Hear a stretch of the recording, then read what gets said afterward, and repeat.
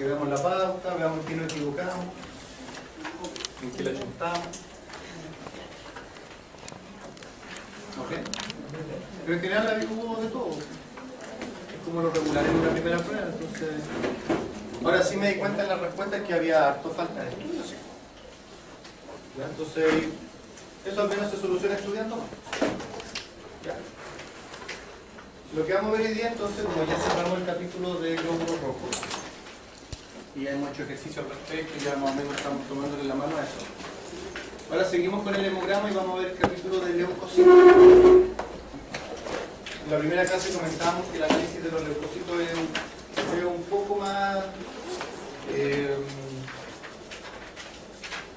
complejo en el sentido de que hay 5 tipos de glóbulos blancos y por lo tanto en cada uno de ellos hay que analizar qué lo afecta, qué hace que aumenten, qué hace que disminuyan y en base a eso sacar una conclusión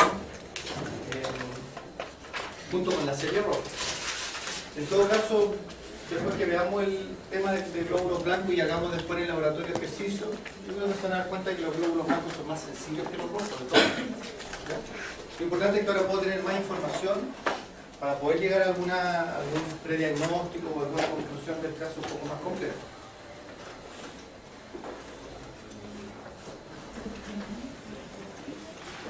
Vamos a empezar con los neutrófilos.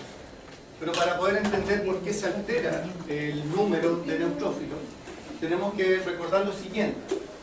Al igual que todo el resto de las células sanguíneas, neutrófilos se forman en la médula ósea. Y ahí tiene una primera etapa en que proliferan, se acuerdan que empiezan a dividirse, y después de cierta etapa ya solamente maduran, y ahí empiezan a haber cambios en el núcleo, cambios en el tamaño. Pero una diferencia con los glóbulos rojos es que los neutrófilos tienen un almacenamiento en la médula ósea, es decir, la médula ósea tiene la capacidad de guardar neutrófilos maduros que están listos para ser usados en el caso de que, ¿cuál es el estímulo para que los neutrófilos actúen? Infecciones e inflamación. Tenemos un reservorio en la médula ósea que no es tan grande, pero como para empezar es bastante importante. Y aquí tenemos la explicación, el por qué los glóbulos rojos y glóbulos blancos responden de manera diferente, porque recuerdan que veíamos en la clase anterior que los glóbulos rojos demoraban de 48 a 72 horas en recién manifestar su respuesta en la sangre. Pero mencionamos hacia la rápida de que los glóbulos blancos responden en horas. Y es gracias a que tienen glóbulos blancos almacenados en la médula ósea que ya están listos, por lo tanto solo tienen que salir. Entonces la respuesta es mucho más eficiente. Una vez que el neutrófilo sale de la médula ósea, pasa a circulación. Y acá en circulación se distribuye de dos maneras.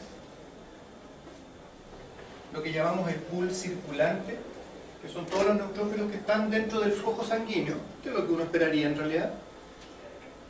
Pero además hay una pequeña porción de neutrófilos que se adhiere a las paredes del vaso sanguíneo, y es lo que se llama el pool marginal.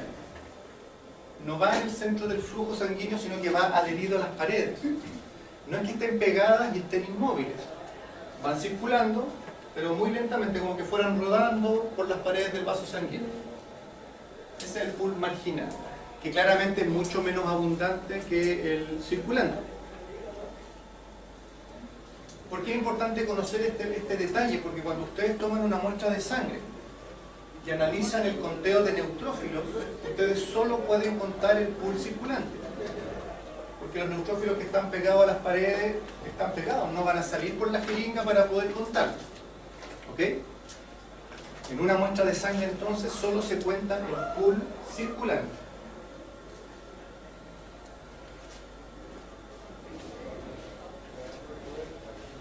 En el caso de los neutrófilos hay un tiempo máximo de tránsito en la sangre.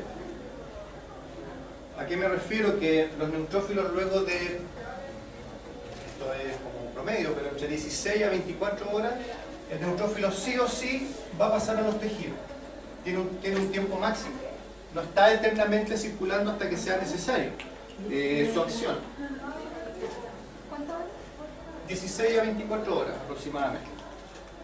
Y este paso de la sangre a los tejidos es unidireccional, es decir, neutrófilo que de la sangre pasó a los tejidos ya no vuelve a circulación y en los tejidos cumple su función como barrera que es parte del sistema inmunológico. Recordemos que el neutrófilo es un importante macrófago.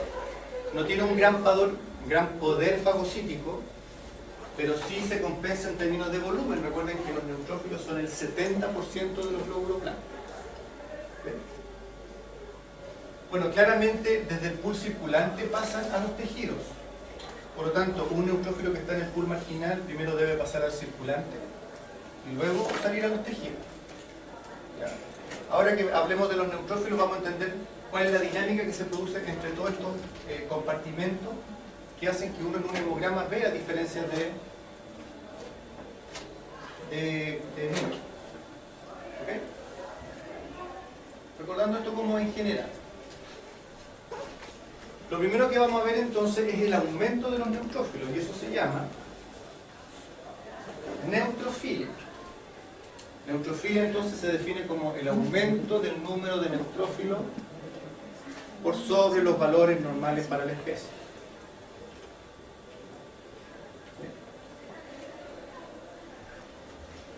Y la primera causa de neutrofilia es la epinefrina, o la adrenalina, como ustedes quieran llamar.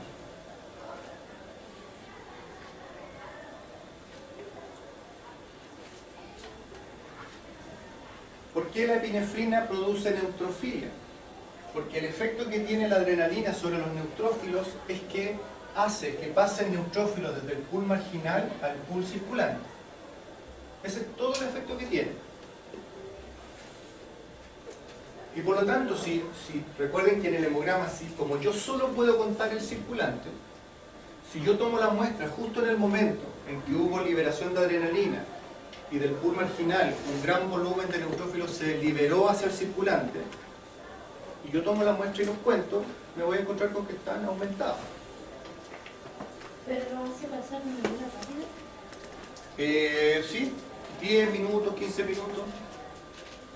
Por lo tanto, ahora ya tenemos un dato más que nos da evidencia de la acción de la adrenalina en las células sanguíneas, porque hasta los glóbulos rojos que hablábamos de la contracción del vaso y la consecuente policitemia, ¿cierto? Ahora, en este caso no hay formación de nuevos glóbulos blancos, solamente hay un paso desde el pool marginal al pool circulante.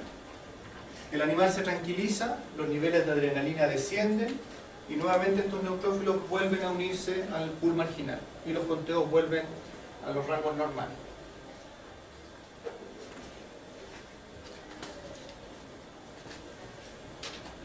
Primera causa entonces de neutrofilia es la adrenalina. La segunda causa son los corticoides. Y aquí ya se nos hace imprescindible recordar y hacer la diferencia en que esos son los corticoides, la hormona del estrés. No es la adrenalina. La adrenalina genera cambios que son temporales, de rápida acción, asociados al ejercicio, al miedo. En cambio, los corticoides se liberan por un estado del organismo no inconformidad, repito la frase. La liberación de corticoides ocurre cuando el organismo está bajo condiciones que le son adversas, pero por un largo periodo de tiempo. Ahí es cuando empieza la liberación de los corticoides. ¿Qué pasa cuando se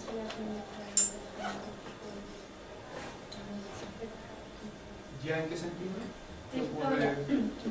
estoy con problemas de oído, estoy tomando los ¿Ya? ¿aceptaría? Usted está con neutrofilia en este momento. Porque el organismo no diferencia, y eso lo vamos a comentar más adelante, no diferencia si los corticoides son exógenos o endógenos. De hecho, hicimos una tesis en que administramos corticoides en distintas dosis y encontramos alteraciones en las células sanguíneas. Porque, y aquí viene lo importante, aquí tampoco hay formación de nuevos glóbulos blancos. ¿Ok? Porque, ¿de qué forma los corticoides llevan a neutrofilia? Mediante tres mecanismos. Pues la pregunta es, ¿por qué los corticoides generan neutrofilia? Lo hace a través de tres mecanismos que ocurren en forma paralela. Primero, al igual que la adrenalina, hace que se liberen neutrófilos desde el pool marginal al circulante. Ya eso me eleva inmediatamente un poco mi conteo de neutrófilos. Se liberan del marginal y pasan al circulante. Ese es el primer efecto. El segundo efecto es que estimulan la salida de estos neutrófilos que estaban almacenados en la médula. Estimulan su salida a circulación, incluso aunque no haya un cuadro infeccioso inflamatorio. Y por lo tanto, si además están saliendo neutrófilos de la médula a la sangre, más se me eleva mi conteo de neutrófilos. Y tengo dos efectos que se suman. Y el tercer efecto es que los corticoides aumentan el tiempo de tránsito de los neutrófilos en la sangre. Aumentan el tiempo de tránsito, el cual habíamos dicho que era de 16 a 24 horas. Bueno, los corticoides tienen el efecto de mantener los neutrófilos en circulación hasta el doble del tiempo. 36, 48 horas, antes de que estén obligados a pasar a los tejidos. Entonces, más encima, me retiene los neutrófilos en la sangre. Entonces, si sumamos los tres efectos, claramente un paciente bajo los efectos de los corticoides va a presentar un aumento en los niveles de neutrófilos.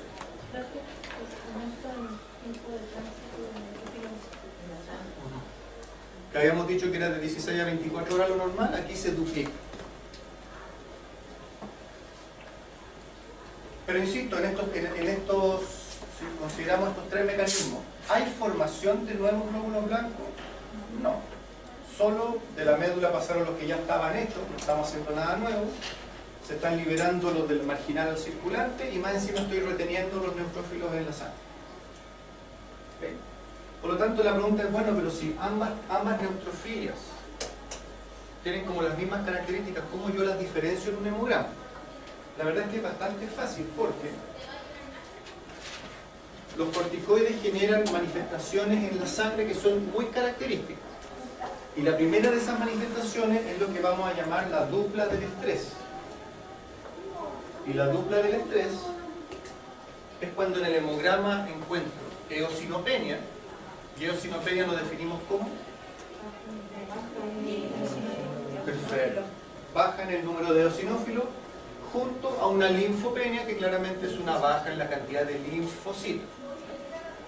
Siempre que en un hemograma encuentren esta combinación, ustedes ya pueden saber de que ese individuo está bajo los efectos de los corticoides. Endógeno, por estrés, por alguna enfermedad, alguna patología, dolor, etc. O exógeno, si a lo mejor se está administrando corticoide al paciente. El organismo no sabe diferenciar, reacciona nada. Sin embargo, si estos niveles de corticoides son un poco más elevados, se presenta una manifestación un poco mayor en glóbulos blancos, que es lo que vamos a llamar la triada del estrés, que en realidad es la dupla, fíjense, es la dupla, pero que además presenta neutrofilia. Si ustedes ven esta combinación en un hemograma, estamos frente a una triada del estrés y claramente bajo los efectos de los corticoides.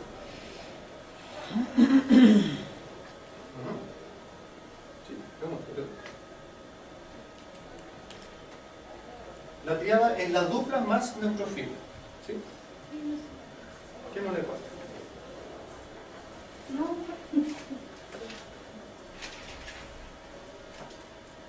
Si más rato importa, pero si el nivel de corticoides fuera mucho más alto aún, la máxima presentación o la máxima manifestación de corticoides en los glóbulos blancos es la tétrada del estrés, que en realidad es la triada, pero con monocitosis. Si ustedes ven esta combinación en el hemograma, tétrada del estrés, y ojo que si ustedes encuentran esta combinación en un hemograma, ustedes ya no tienen que preocuparse de por qué hay linfopenia, por qué hay neutrofilia, porque en el fondo lo que están diciendo es que la eosinopenia del paciente es por corticoides, linfopenia por corticoides, neutrofilia por corticoides, monocitosis por corticoides. Cuando hagamos los ejercicios en el laboratorio va a ir quedando mucho más armaico, ¿sí? ¿Hay una que se genere solo por administración de hormonas? No, porque el organismo no diferencia. Ahora, acá hay un punto importante, aquí las combinaciones uno no las arma al gusto personal, es decir, una neutrofilia y monocitosis no es una dupla. La única dupla que existe es esa. Ni esto es una triada. ¿De acuerdo? En ese sentido, si un paciente no presentara eosinopenia, por ejemplo, ya se me caen todas las combinaciones. Así que no hay estrés. Ustedes inmediatamente descartan el estrés y se ven en la obligación de empezar a averiguar uno por uno qué es lo que puede estar pasando con el paciente. No es tan complicado como suena en realidad. Por lo tanto, la única manera de que ustedes evidencien la acción de corticoides en el paciente es viendo estas combinaciones. Si no las hay, podemos descartar, ¿vale? Entonces, primera causa de neutrofilia, adrenalina. Segunda causa, corticoides. Y tercera causa es la neutrofilia por demanda fagocítica. Pero en realidad, llamémosle de una manera más simple. Neutrofilia por procesos infecciosos o inflamatorios.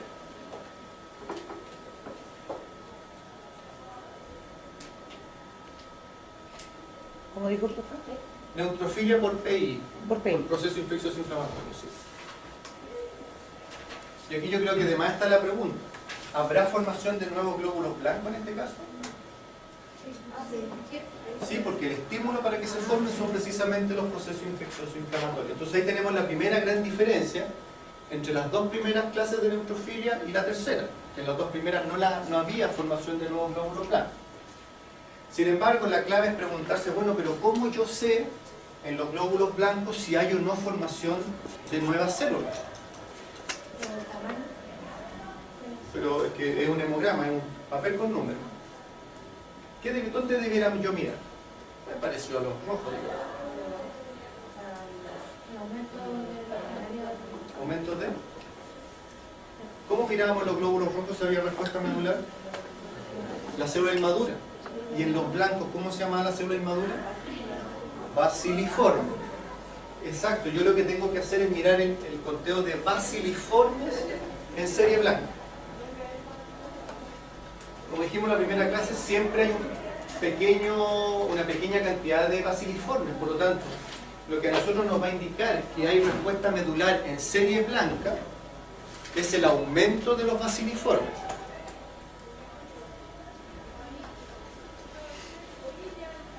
Lo cual le vamos a llamar desviación a la izquierda. Pero, profe, ¿Sí?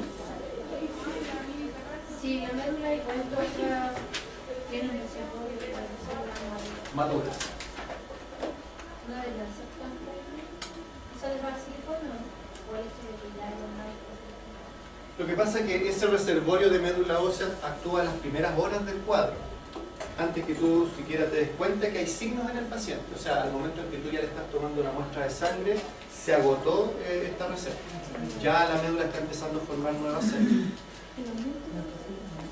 Punto importante, los glóbulos blancos entonces responden en horas con la formación de nuevos glóbulos blancos, a diferencia de los rojos, que eran de 2 a 3 días. Segundo, algo que puede sonar obvio, pero igual podemos caer en el error.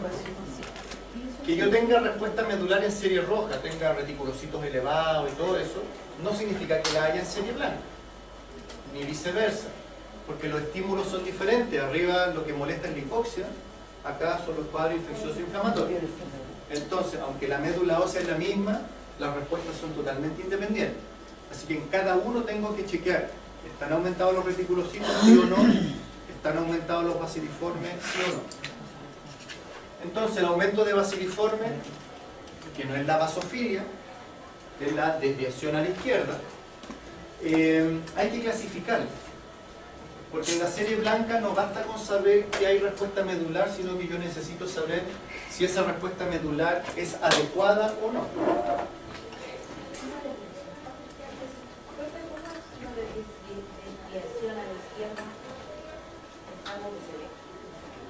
Ah, ¿por qué se llama así? Sí, no se llama.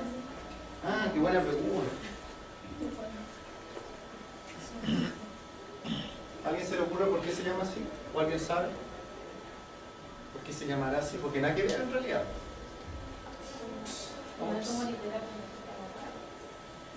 Como raro, ¿cierto? Por ejemplo, esta es la escala de maduración de los neutrófilos. Desde el más inmaduro hasta el que tiene su núcleo ¿Sí? Si yo esta escala de maduración la pusiera así,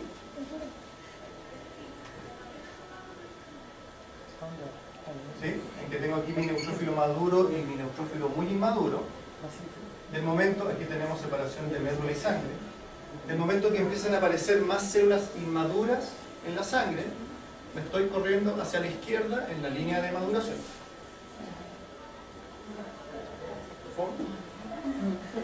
¿Cómo? Pero eso, Es que existe también la desviación a la derecha, entiendo. claro que existe la desviación a la derecha, Ahí se llama. que la vamos a ver después, pero en el fondo son neutrófilos más maduros que lo normal. Y que vamos a ver que generalmente son por... ¿Qué líneas de borra la mundial? Sí, No, perdón. Por corticoides, desviación a la derecha. Ella es desviación a la izquierda. Claro, eso Fome. no es más.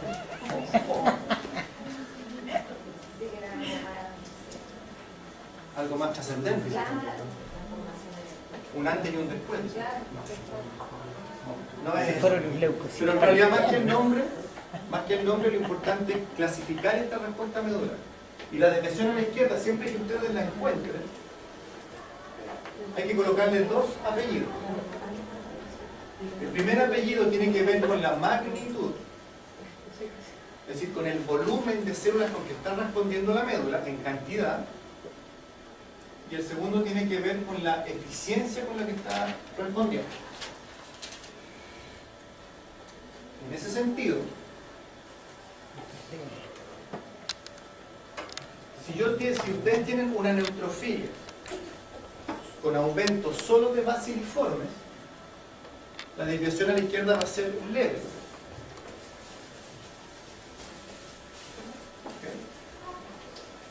Es un leve volumen de células. Ojo, baciliforme aumentado sobre los valores normales. Pero si la respuesta de médula ósea es mucho más intensa, no solamente va a mandar baciliforme, sino que también va a mandar la célula inmediatamente anterior en la maduración, que es el metamielocito. Y por lo tanto, si ustedes tienen neutrofilia junto a un aumento de baciliforme y de metamielocitos en forma conjunta, ya la respuesta, la desviación a la izquierda, perdón, va a ser moderada.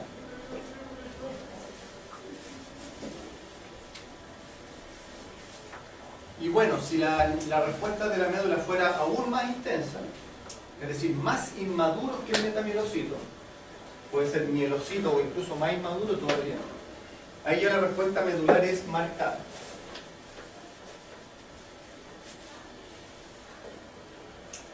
Por lo tanto, el primer apellido va a depender de cuál sea el tipo de célula inmadura que aparece en el hemograma. ¿Eso en el fondo está traduciendo la gravedad de la desviación en cierta manera o no? La pregunta es, bueno, pero ¿por qué la médula ósea mandaría menor o mayor cantidad de células a la sangre? Por la gravedad del proceso infeccioso inflamatorio.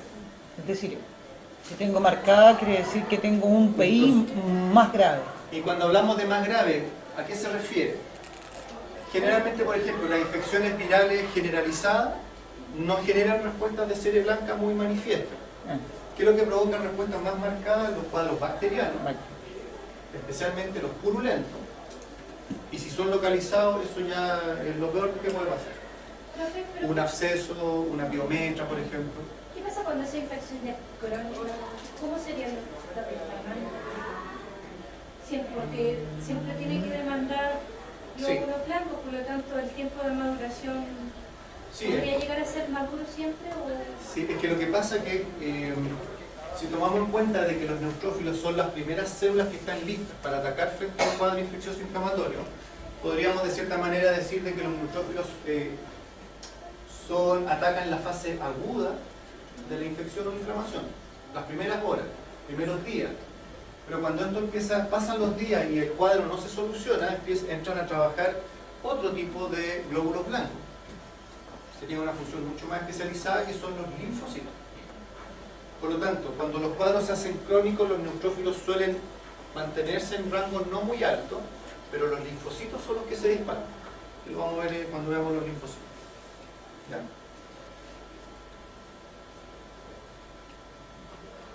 La eficiencia, ¿cómo puedo saber yo si la respuesta medular es eficiente o no? Vamos a ver el siguiente esquema. Muy simple.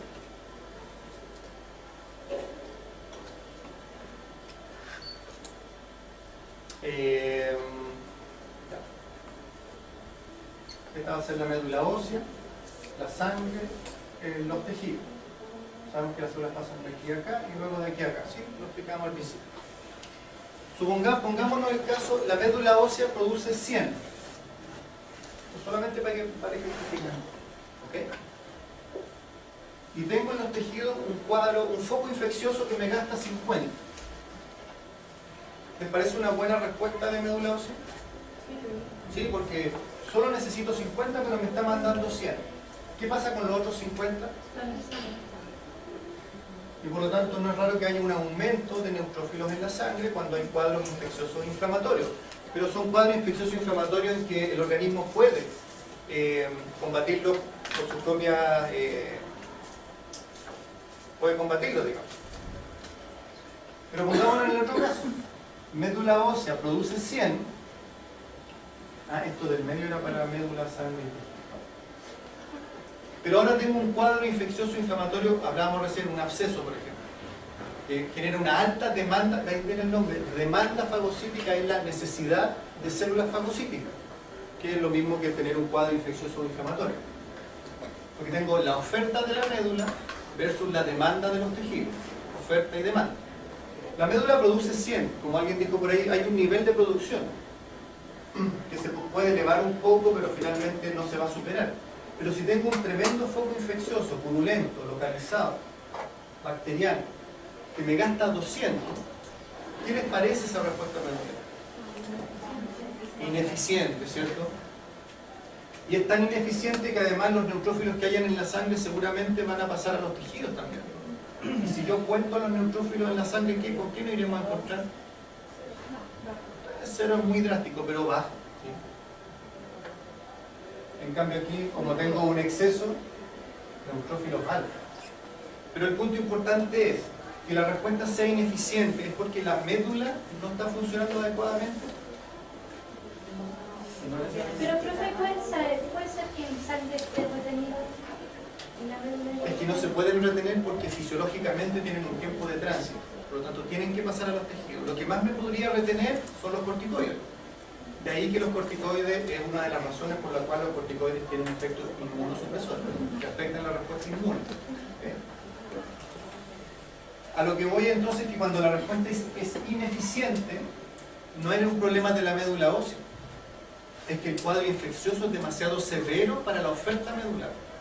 Y ahí es donde entran los veterinarios, con antibióticos, con antiinflamatorios, etcétera, etcétera. ¿De acuerdo?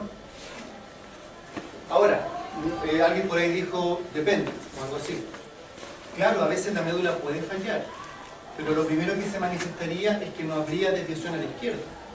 Así como cuando veíamos fallas medulares en serie roja, los reticulocitos se me venían al suelo. Si hubiera realmente un problema en la médula, mis baciliformes se vendrían al suelo también.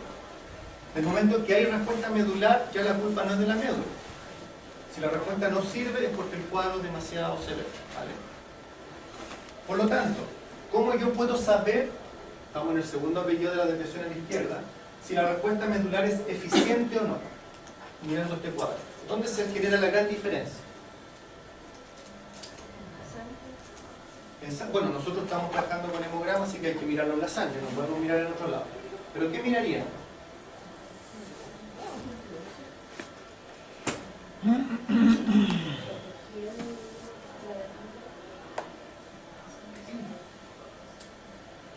En realidad ustedes mismos lo dijeron.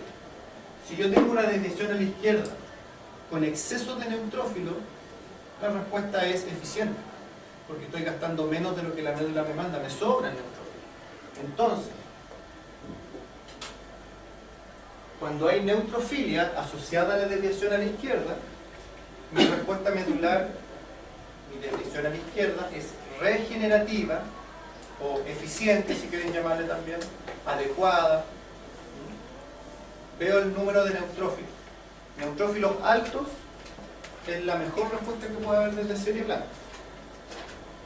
Porque no solamente estoy mandando muchas células inmaduras, sino que además mis neutrófilos se mantienen en niveles altos. O sea, estoy ahí, ante todo evento puedo responder sin ningún problema. Pero, si teniendo mi desviación a la izquierda, me encuentro con que los neutrófilos en la sangre están normales, dentro de los rangos normales o incluso bajo lo normal, que era este caso, es porque la respuesta no está siendo eficiente.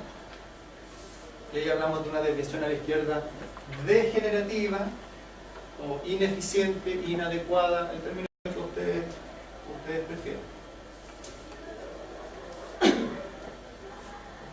Regenerativa o degenerativa.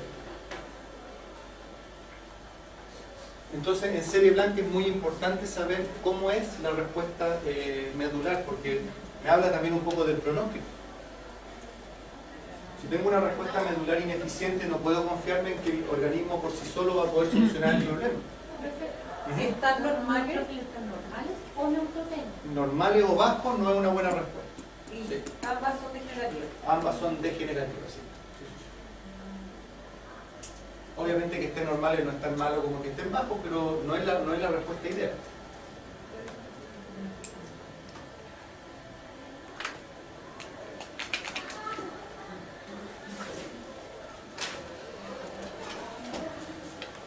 En otras palabras, entonces, recapitulando las tres causas de neutrofilia, por epinefrina o adrenalina, por corticoides y por proceso infeccioso inflamatorio. En la neutrofilia por adrenalina, ¿hay desviación a la izquierda? No, ¿cierto? No hay formación de nuevas células. En la neutrofilia por corticoides, ¿hay desviación a la izquierda? No. Sin embargo, tienen razón, sin embargo, un paciente podría estar estresado y tener a la vez un cuadro infeccioso inflamatorio. Es lo más común de esto. Por lo tanto, un concepto no descarta al otro. Es decir, si ustedes se encuentran, por ejemplo, con una triada del estrés en los glóbulos blancos, ustedes inmediatamente van a decir, corticoide.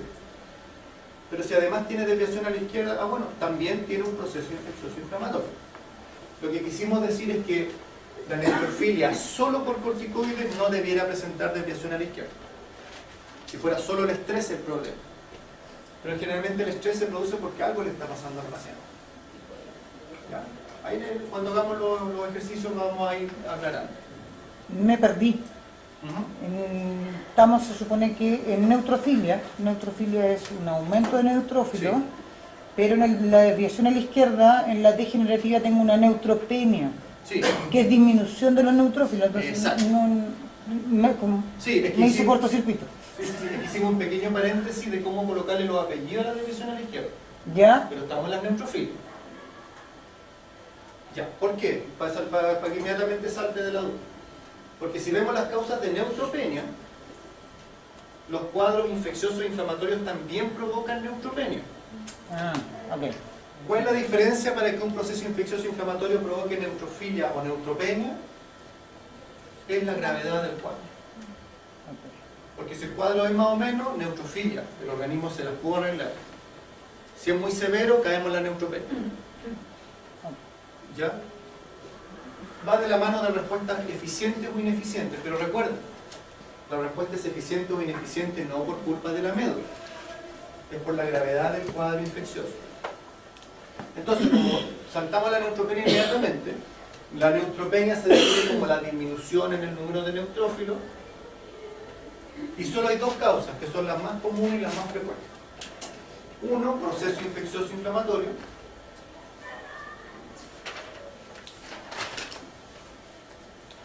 Pero siempre, insisto, acompañado de cuadros graves, por lo tanto la respuesta no es eficiente. Por eso los neutrófilos andan por el suelo.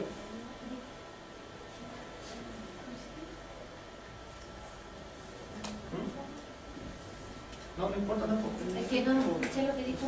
En que escuché el proceso inflamatorio. El proceso inflamatorio, pero no escuché lo que dijo antes. ¿Neutropenia? Las dos causas de la neutropenia. Sí, la neutropenia tiene dos causas nada más. Sí. El cuadro infeccioso inflamatorio grave. Y la segunda causa es neutropenia por falla en la producción. Y cuando nosotros decimos neutropenia por falla en la producción, en realidad ¿de quién estamos hablando? Médula ósea. Si quieren ponerlo más simple, neutropenia por falla medular. La misma causa que se asociaba a la anemia normocítica normocrómica, ¿se acuerdan?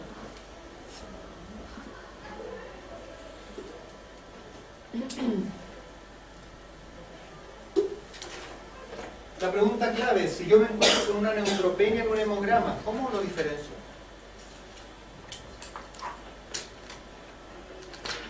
Mirando el hemograma. Me encuentro con una neutropenia en el hemograma. Necesito saber cuál será la causa. La presencia de baciliforme. Por la investigación. Eso fue mejor porque la Debe sola ser un presencia no basta, tiene que ser uno claro. ¿Sabe? Si yo tengo una neutropenia con desviación a la izquierda, claramente me está acusando un cuadro infeccioso inflamatorio. Sería la 4. Pero si tengo una neutropenia sin desviación a la izquierda, significa que la médula ni siquiera es capaz de formar los baciliformes necesarios, por lo tanto estoy frente a una falla en la médula ósea.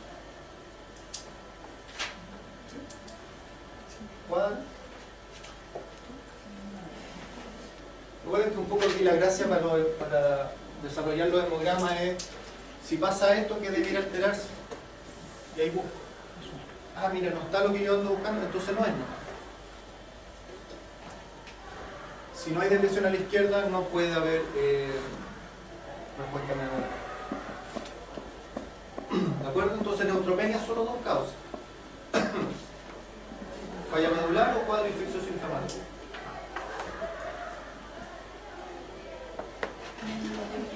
Pasemos a los monocitos.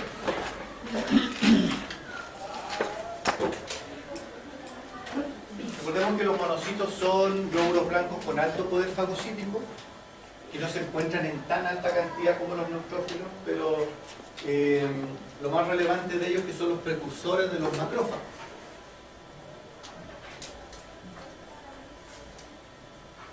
El aumento de los monocitos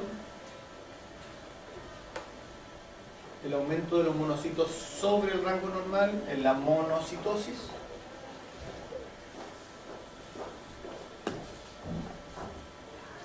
y ya habíamos hablado de una causa de monocitosis cuando mostramos la tétrada del estrés, que era la última.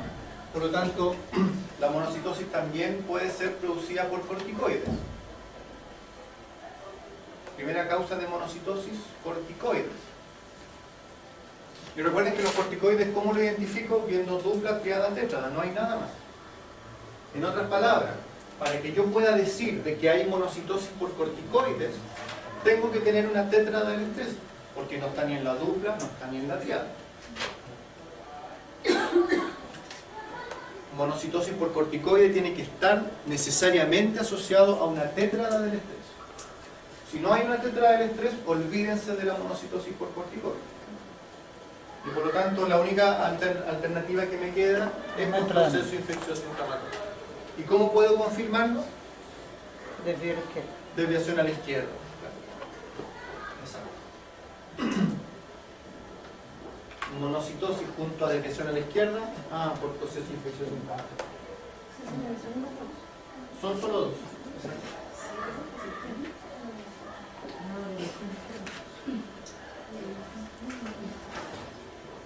Monocitosis entonces o por corticoide o por proceso infeccioso inflamatorio.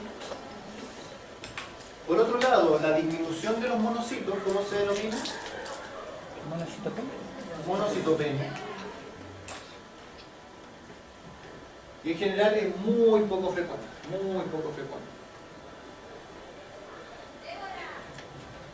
A veces en el conteo no aparecen porque el que los contó no alcanzó a ver ninguno, pero puede que estén en otro lado del frote. Por lo tanto, no se describen causas que sean muy tajantes.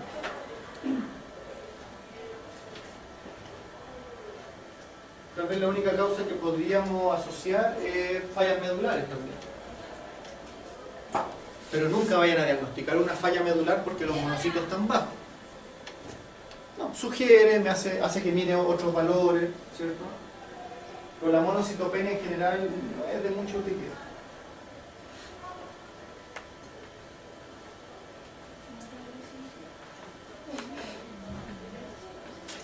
Entonces, monocitosis, dos causas, monocitopenia, una vena.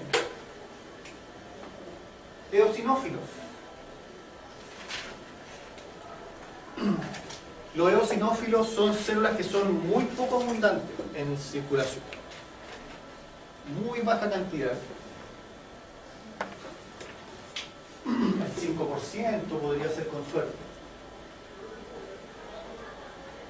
Tienen poder fagocítico, pero son escasos, su poder fagocítico es bajo, así que por ese lado el aporte no es mucho.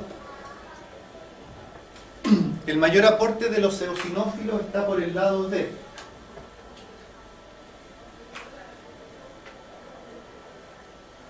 acción contra parásitos,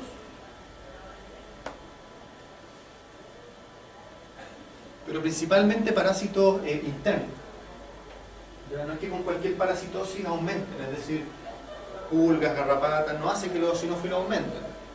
Sí, gusanos gastrointestinales, pulmonares u otros síndromes parasitarios. Eso por un lado. Y los eosinófilos también tienen la capacidad de regular las respuestas de hipersensibilidad. Regulan las respuestas de hipersensibilidad.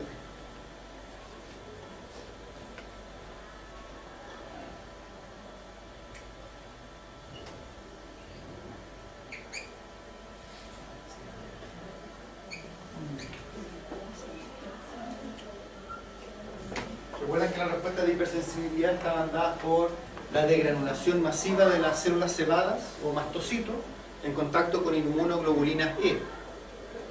Hipersensibilidad alérgica. Bueno, el eosinófilo la capacidad que tiene es de regular esta degranulación y por lo tanto es capaz de disminuir las manifestaciones de los cuadros alérgicos. En otras palabras, una persona que sufre de alergia suele tener los eosinófilos elevados, eosinofilos. Especialmente en humanos, en animales no tanto, en humanos es muy común.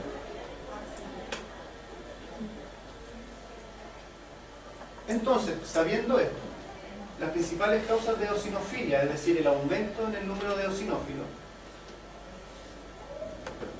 diría que son principalmente dos. Cuadros parasitarios, recordando, endoparásitos, parásitos sanguíneos pueden ser, pero parásitos internos, parasitosis internas, y también cuadros alérgicos,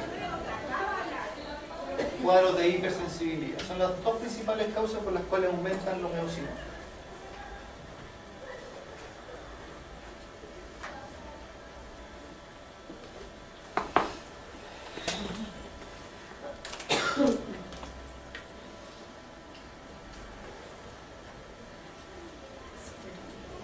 Por el lado contrario, la disminución de los eosinófilos es la eosinopenia.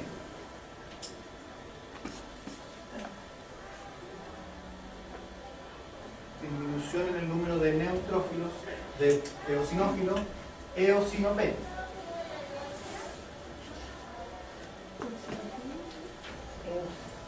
Y en la eosinopenia principalmente se describen cuatro causas. Primero, ya que es una célula fagocítica, están los procesos infecciosos inflamatorios. Pero uno dice, bueno, pero si fueran cuadros infecciosos inflamatorios debiera aumentar. El problema es que son tan escasos que cuando hay cuadros infecciosos inflamatorios, los pocos que hay se van a los tejidos rápidamente. No hay un recambio a tiempo y por lo tanto ustedes toman la muestra de sangre y no están por ningún lado. Por lo tanto, proceso infeccioso inflamatorio.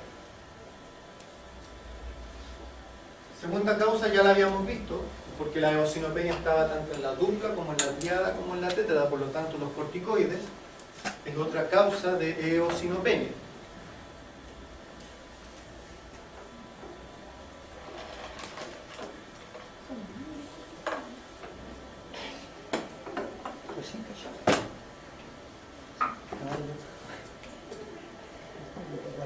Tercera causa, falla en la producción. Si se producen en la médula ósea y la médula ósea falla, suena lógico que estén en baja cantidad.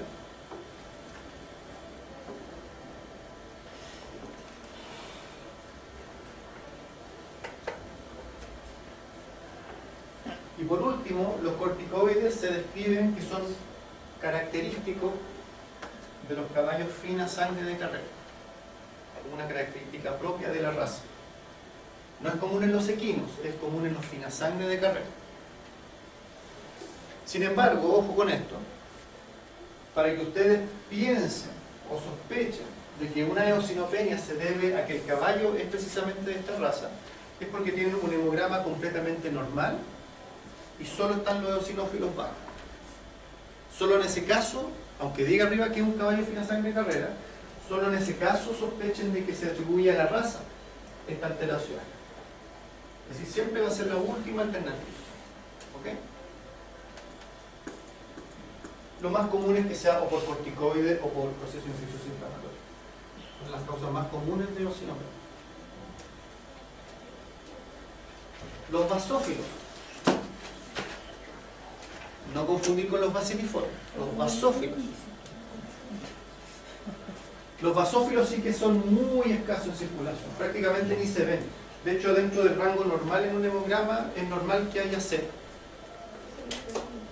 Así de poco valorados son. Los basófilos principalmente cumplen funciones,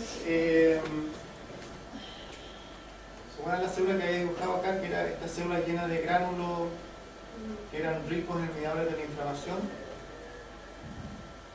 ¿Cómo la habíamos llamado? Que se degranulan en los cuadros de hipersensibilidad. Recién lo dijimos. No, que eran fragmentos de...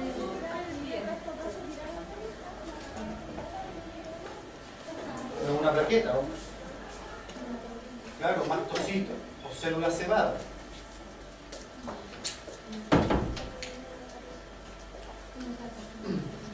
No, es que hablábamos recién que provocaban los cuadros de hipersensibilidad. ¿Por qué les vuelvo a dibujar esto? Porque el basófilo es como una célula cebada pero en circulación. De hecho, en algún momento se pensó que eran la misma célula, pero la célula cebada tiende a estar más en médula ósea y en los tejidos, y el basófilo está en circulación. Por lo tanto, los basófilos son gran responsables de cuadros de hipersensibilidad.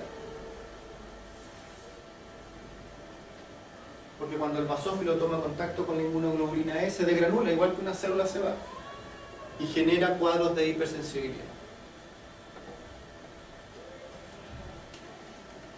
Si tomamos en cuenta que los eosinófilos también aumentan en cuadros de hipersensibilidad, no es raro que en cuadros de alergia estas dos células siempre estén altas, basofilia y eosinofilia. Son como las dos células que interactúan porque uno genera el problema y el otro trata de regularlo, y ahí se lo lleva.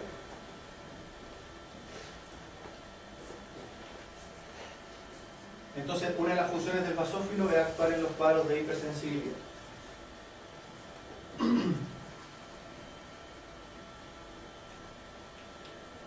Y otra función que tienen los basófilos es que producen enzimas que degradan lípidos.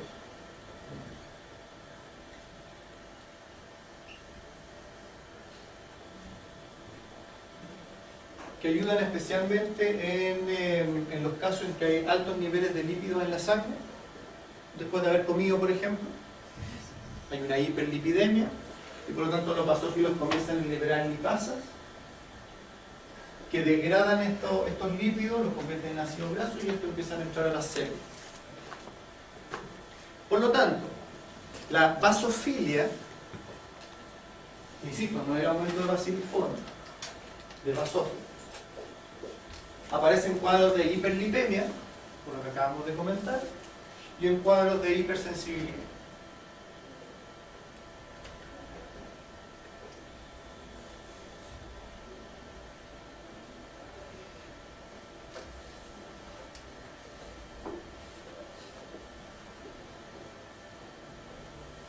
Hipersensibilidad y hiperlipemia.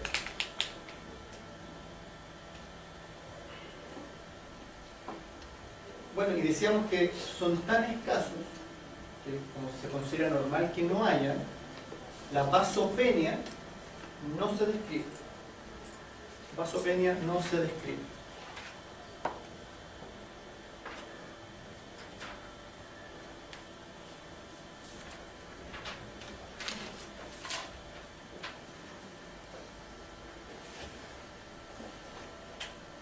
con esto terminamos, con los linfocitos terminamos el bloque. El aumento de los linfocitos, nuestro último glóbulo blanco. El aumento de linfocitos se define como, o se denomina linfocitosis. Y la linfocitosis tiene dos principales causas. Hay una fisiológica, se llama linfocitosis fisiológica, que ocurre por la adrenalina.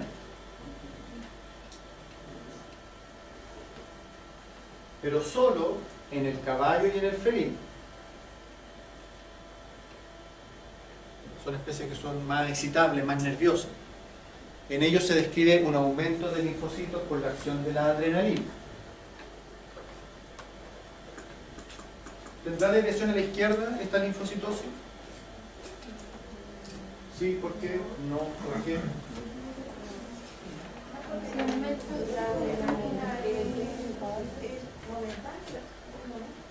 Sí, ¿hay un cuadro infeccioso inflamatorio de por medio? No. Supe que tenía prueba la otra semana. Linfocitos. Puede ser. O las notas están en el sistema. Así nos dejó cuando lo publicó. No, eso es Eso es 3 al tiro. Es transitoria, ¿cierto? Porque es proceso mediado por la adrenalina. Es decir, ahora la adrenalina me puede provocar policitemia por contracción del vaso, neutrofilia, linfocitosis. Ahí ya se nos van sumando más evidencia. Porque la segunda causa de linfocitosis, como hablábamos hace un rato, es por cuadros infecciosos inflamatorios crónicos. La linfocitosis por cuadro infeccioso inflamatorio crónico. Y ahí por supuesto que tengo una desviación a la izquierda.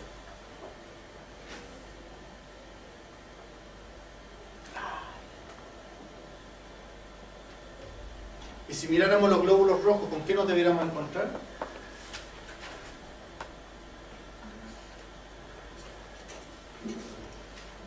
Tengo una linfocitosis por un proceso infeccioso inflamatorio crónico. Miro los glóbulos rojos, ¿qué debiera haber? Si no sabemos, no importa. Hoy día en los ejercicios va a quedar mucho más evidente. Ahí la pregunta, ya como estamos colgados, la pregunta que uno debería hacerse es: ¿los cuadros infecciosos inflamatorios crónicos afectan a los glóbulos rojos? Es que no necesariamente. Sí, pero el paciente es uno solo. Yo creo que no. Es que no necesariamente chanta. No, ¿sí o no? No, yo creo que no. No. El que dice que sí, pues veo muchos no. ¿Alguien dice que sí? ¿Por qué? Casi, por secuestro. Por secuestro de fierro. Claro, las anemias por secuestro de fierro se asocian a cuadros infecciosos inflamatorios crónicos. Bien. Sí. Esas son las asociaciones que hacemos en los ejercicios y ahí sale mucho más fluido. Ahí, no se preocupe. No se preocupe. Ya, salgamos recreo 10, 15 minutos y volvemos.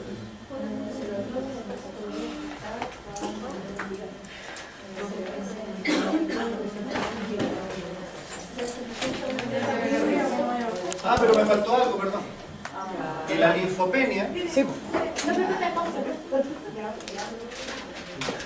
No, la linfopenia se asocia principalmente a, ya lo saben, Cri, cri. a corticoides, porque está en la dupla, en la triada y en la tetra. Linfopenia, por corticoides. Solamente una cosa. Principalmente corticoides, sí.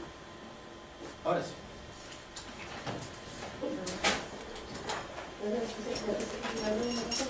A ver, ¿cómo anda?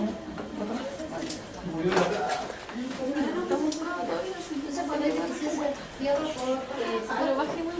Cuando hay deficiencia, tengo una anemia microcítica hipocrómica porque me falta fierro. Aquí hay un secuestro de fierro. Bueno, en realidad hay otra causa más de linfocitosis.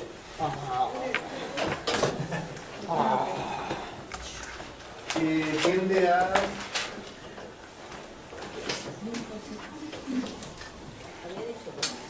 un acento ahí distinto. Una linfocitosis que suele asociarse a neoplasias linfoproliferativas.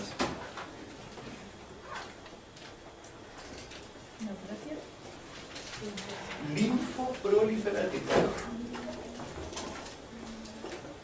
Es decir, neoplasias cuyo origen son los linfocitos. Células que deriven de los linfocitos. El más común en animales menores es el linfosarcoma o el linfoma. ¿Neoplasia cuánto? Linfoproliferativa.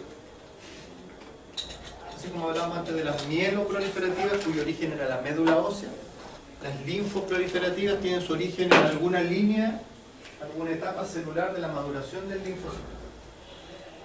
Y generalmente el origen está en el sistema linfático. En ocasiones, estas neoplasias suelen acompañarse de linfocitosis, porque claramente si tengo una neoplasia productora de linfocitos, no es raro entonces que su número aumente.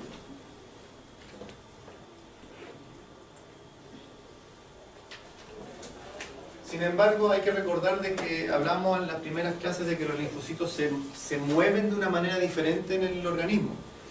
No están solamente en la sangre, sino que ellos pueblan principalmente el sistema linfático. Por lo tanto, estas neoplasias y el aumento de linfocitos suele manifestarse mejor dentro del sistema linfático que en la sangre. Por eso el aumento de linfonódulos en una neoplasia como el linfoma o el linfosarcoma, precisamente lo que está mostrando es este aumento explosivo de linfocitos, pero que solo está confinado al sistema linfático, que en ocasiones se podría manifestar en la sangre. En otras palabras, no esperemos que una sospecha de este tipo de neoplasia deba necesariamente verse reforzado por el aumento de linfocitos en la sangre. Por eso en realidad se me había olvidado cómo mencionarlo, porque de ninguna manera va a ser un diagnóstico, sino que puede ser una sugerencia para hacer exámenes más específicos. En el caso de un linfoma o un linfosarcoma, si a ese linfonódulo aumentado de volumen hacemos una citología o una biopsia, van a ver como ese tejido sí está repleto de linfocitos por todos lados. Es decir, los linfocitos aumentan, pero no en la sangre. Nosotros estamos trabajando con el hemograma. En el caso de la linfopenia habíamos mencionado los corticoides, ¿cierto?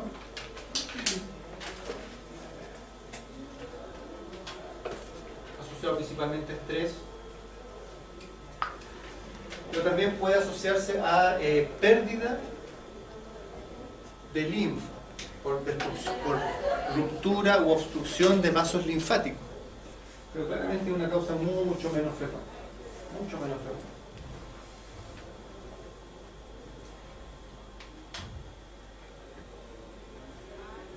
Lejos la más común es la linfopenia por corticoides.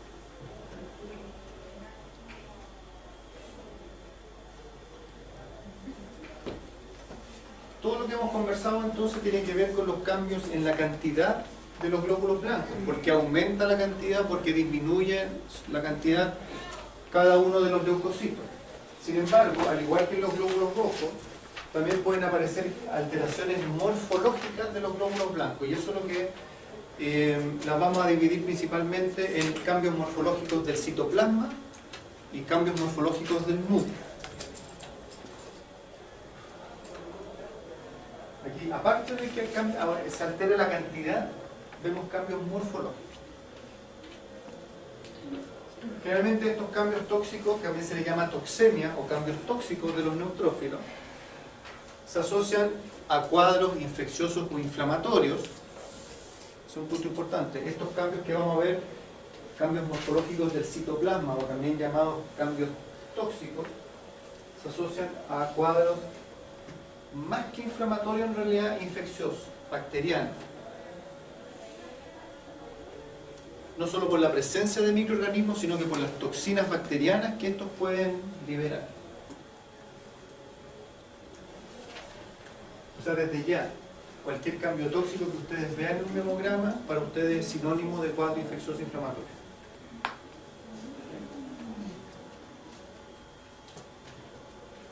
Primer ejemplo son los cuerpos de Dole.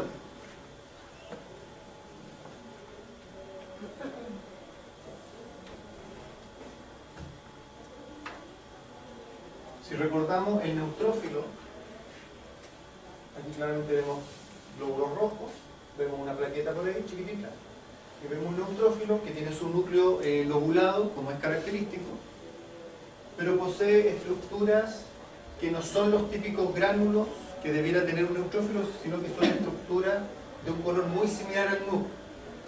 Tenemos dos ahí. Esos son los cuerpos de Dol. Por eso es un cambio en el citoplasma. El núcleo se mantiene normal, pero el citoplasma sufre cierta alteración. Ojo que esta presencia de estos cuerpos no afecta la funcionalidad del neutrófilo. El neutrófilo ejerce su acción de manera normal, pero para nosotros es un hallazgo, ¿cierto?, de que estamos frente a la acción de toxinas bacterianas o la presencia de microorganismos. Son más comunes en los felinos.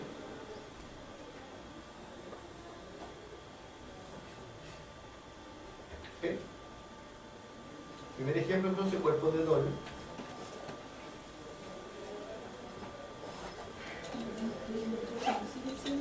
Segundo ejemplo, basofilia difusa.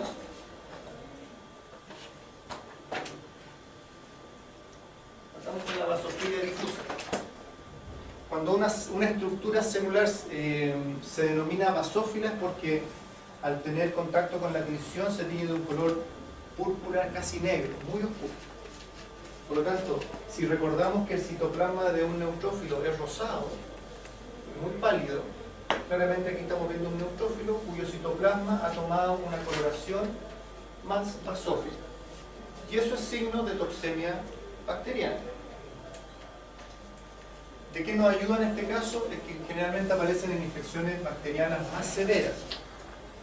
Realmente antes cuando hablábamos de un cuadro infeccioso inflamatorio, ahora yo le puedo dar cierta severidad al cuadro. La basofilia difusa aparece en esos casos.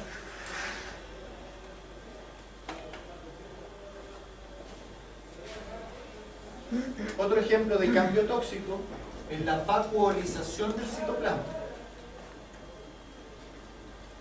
Los neutrófilos nunca han tenido vacuolas en el citoplasma, que son las que aquí se ven como burbujas de color blanco. Y por lo tanto la presencia de estas vacuolas también es un signo de toxemia, como dice acá.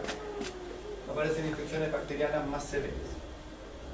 Son solo ejemplos, porque si se fijan, más allá de que las alteraciones morfológicas varíen, la señal que me están dando es la misma, presencia de cuadros infecciosos inflamatorios con una gravedad un poco mayor a la normal.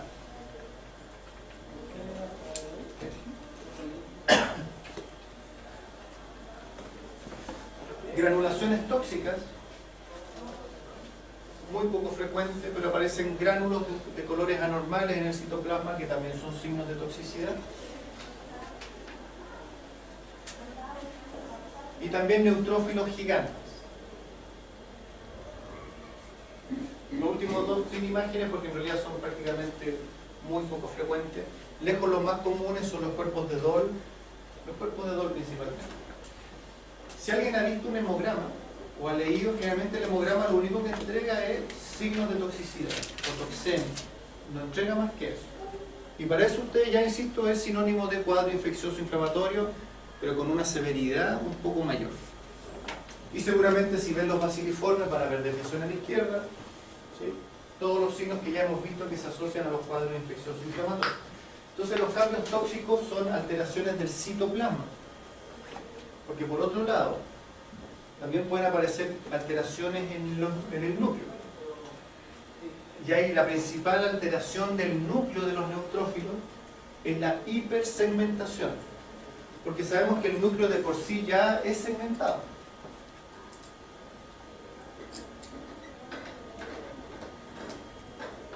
Realmente presenta de 3 a 4 lobulaciones. Las formas son muy variadas, pero realmente ese es el número de lobulación. En este caso lo que tenemos son neutrófilos demasiado segmentados, perdón, con núcleos demasiado segmentados. ¿Sí? Por ejemplo, en este caso, a veces se segmenta tanto el núcleo que termina separándose en lobulaciones totalmente independientes. Un núcleo demasiado segmentado. ¿Qué nos sugiere un núcleo demasiado segmentado? Lo hablamos hace un rato, que el núcleo es demasiado, el neutrófilo es demasiado maduro. Y para que haya madurado tanto es porque algo hizo que se mantuviera en circulación más del tiempo normal. Y eso es culpa de los corticoides. Y como hablábamos delante en el esquema, eso es lo que se llama desviación a la derecha, porque tenemos un neutrófilo más maduro que lo normal.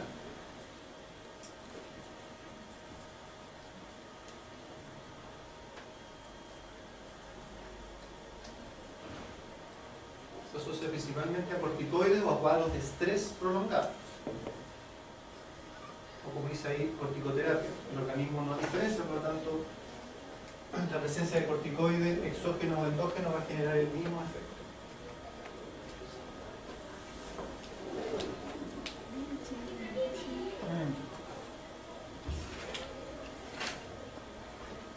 Bueno, y el caso contrario a la hipersegmentación es la hiposegmentación.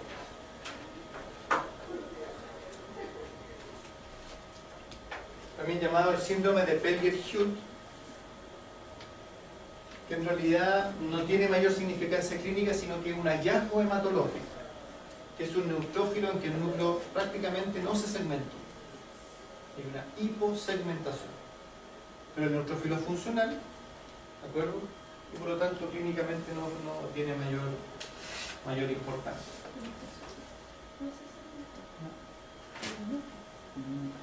Entonces en términos de citoplasma tenemos los cambios tóxicos, en términos de núcleo tenemos hiper o hiposegmentación.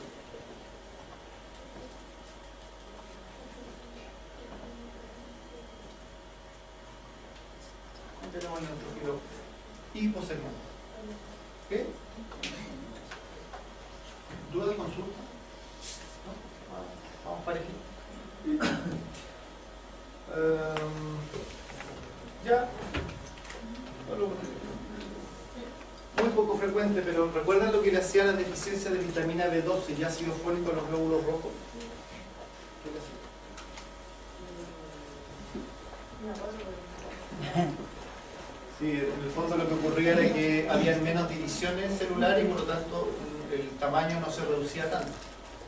Terminamos con glóbulos rojos demasiado grandes, con hemoglobina normal pero demasiado grande. Entonces era una anemia normocítica, perdón, macrocítica, pero normocrónica.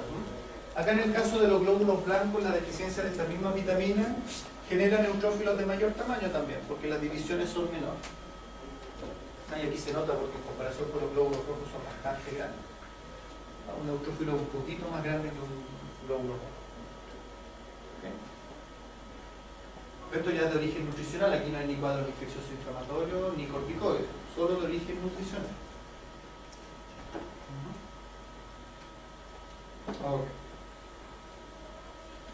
Y lo último del hemograma, la tercera serie del hemograma son las plaquetas.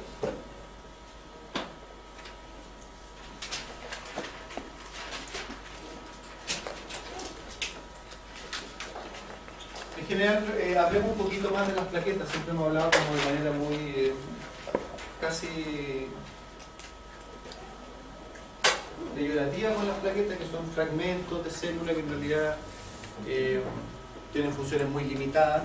Pero hablemos un poquito más de ellas. Primero, lo que hemos hablado son tienen forma de discos aplanados muy pequeños.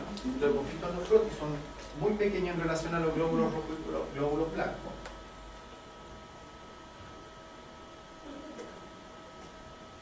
Derivan de los megacariocitos, esta gran célula que quedaba dentro de la médula ósea.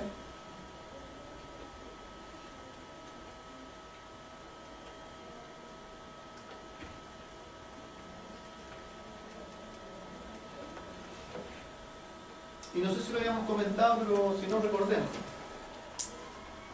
que el megacariocito tenía una forma de proliferar y madurar que era muy distinta a lo clásico que habíamos visto en los glóbulos rojos y en los glóbulos blancos, que a partir de una célula madre, teníamos etapas de proliferación, maduración, y que de una sola célula inmadura dábamos origen a muchas células maduras a través del proceso de mitosis.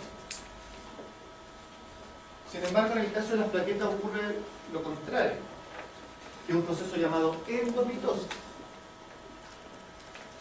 en que la célula se divide, se duplica toda la información, pero en la última etapa, que es la separación del citoplasma, no ocurría. Y por lo tanto mi resultado es una gran célula, el doble de grande, con dos núcleos.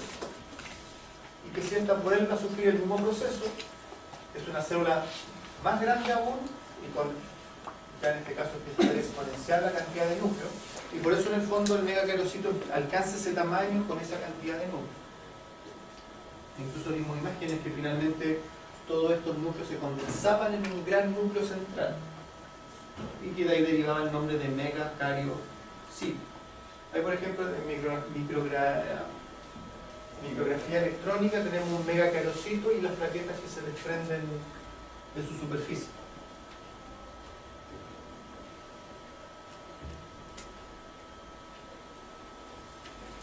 Dijimos que los mamíferos les llamábamos plaquetas porque no eran células, por lo tanto no tenían núcleo, no tenían organelos citoplasmáticos, solamente eran estos discos con gránulos en su interior. Gránulos que tenían sustancias que participaban en los procesos de coagulación.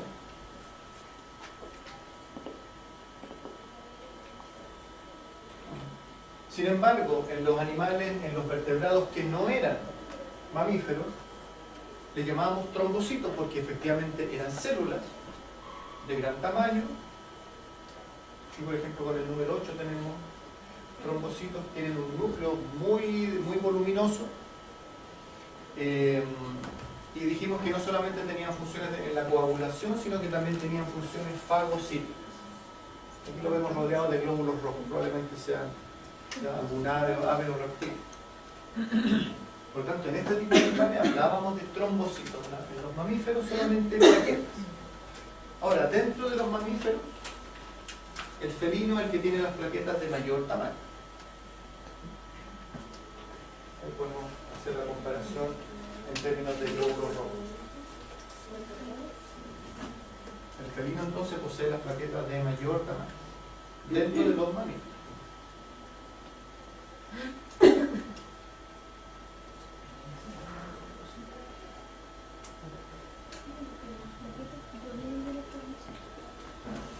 ¿Cuánto vive una plaqueta en circulación? Aproximadamente 10 días.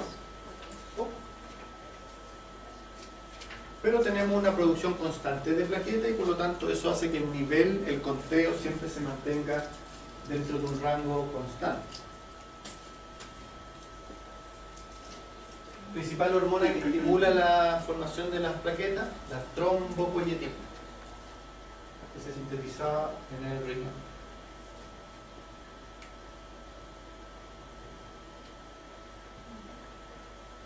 ¿Cómo se distribuyen las plaquetas en el organismo? Hay un pool esplénico, recordemos que en el vaso es un reservorio de plaquetas,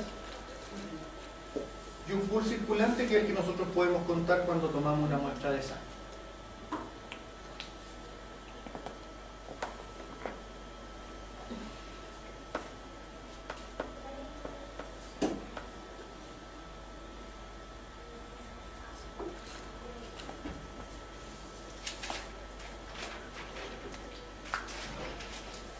Para recordar solamente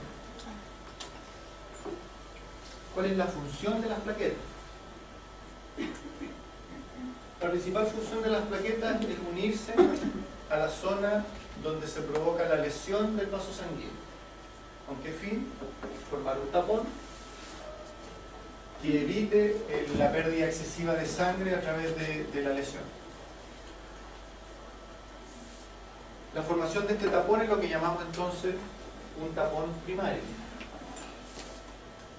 porque en forma paralela a la formación de este tapón se está desencadenando la cascada de la coagulación, que tiene como finalidad formar la malla de fibrina que le va a dar resistencia al coágulo. Y la malla de fibrina junto con el tapón de plaqueta es lo que llamamos tapón secundario. Y luego se provoca la fusión de esta estructura y ahí recién tenemos el coágulo. Tenemos un tapón primario, un tapón secundario y finalmente la formación del coágulo. Una de las principales sustancias que ayuda a esta agregación plaquetaria está el tromboxano. Y en realidad, ¿por qué nombramos el tromboxano? Porque hay muchos fármacos que utilizamos en la práctica clínica que inhiben la acción del tromboxano, principalmente los antiinflamatorios. En otras palabras, nosotros con el uso de fármacos podemos afectar la agregación plaquetaria y por lo tanto afectar el proceso de coagulación.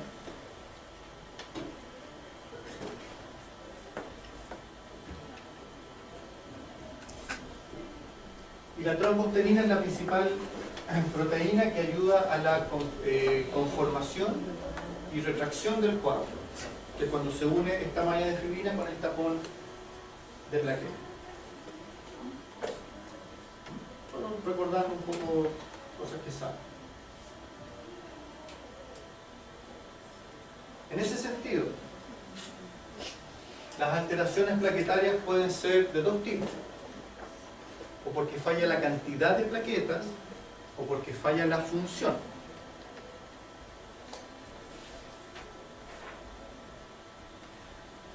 Yo puedo tener un conteo de plaquetas perfecto, pero la función plaquetaria está fallando y por lo tanto vamos a tener problemas en la coagulación. Primero, falla en la función. ¿Cuáles son las principales alteraciones que afectan la función de las plaquetas? Se dividen en hereditarias y adquiridas. Es decir, aquí el individuo nace con una patología que afecta desde el primer día de vida su coagulación. Y la más común, más descrita, es la enfermedad de von Willebrand.